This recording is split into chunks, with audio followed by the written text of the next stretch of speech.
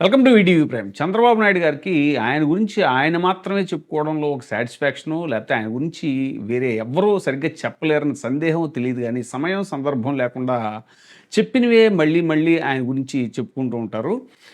తాజాగా మాజీ విద్యాశాఖ మంత్రి మండలి కృష్ణారావు గారి శత జయంతి వేడుకల్లో కూడా అదే ప్రసంగాలు.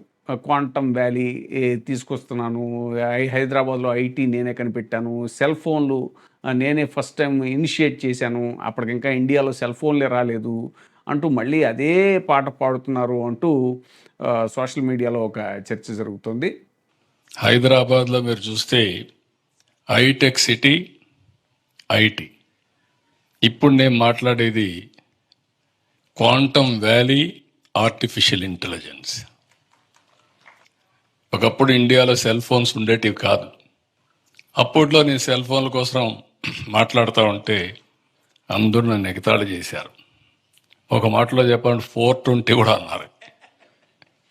అసలు మండలి కృష్ణారావు గారి జయంతికి ఈ క్వాంటమ్ వ్యాలీకి సంబంధం ఏంటి? అంతేకాదు ఆయన ఈ ప్రసంగాలు ఏదో ఒకటి చెప్పాలనే తాపత్రయంలో ఒకసారి అర్థం పర్థం లేకుండా కూడా మాట్లాడుతున్నారు అనేటువంటిది పరిశీలకుల అభిప్రాయం. స్ట్రెస్ బర్స్ట్ అంటారు, స్ట్రెస్ బస్టర్కి. అలాంటి సెక్యూరిటీ వల్ల మనకి ఎన్ని సమస్యలున్నా స్ట్రెస్ బరస్ట్ అవుతాం. ఇంకా ఓల్డ్ ఏజ్ హోముల పని ఇండియాలో లేదంటారు. కుటుంబ వ్యవస్థ ఇక్కడ చాలా పటిష్టంగా ఉంది, ఇక్కడ ఓల్డ్ ఏజ్ హోమ్లే లేవు ఫారిన్లో లాగా అంటారు. ఇవన్నీ కూడా కొంచెం సత్యదూరమైనటువంటి విషయాలు.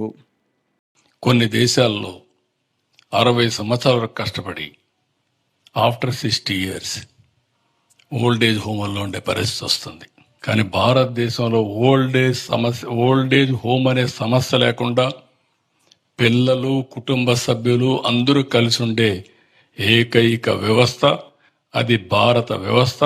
ఇది ప్రపంచంలో ఎక్కడా లేనటువంటి గొప్ప వారసత్వ సంపద. ఇక మా పిల్లలు ఉన్నారు, మా భార్య ఉన్నది, కానీ పనికిరారు.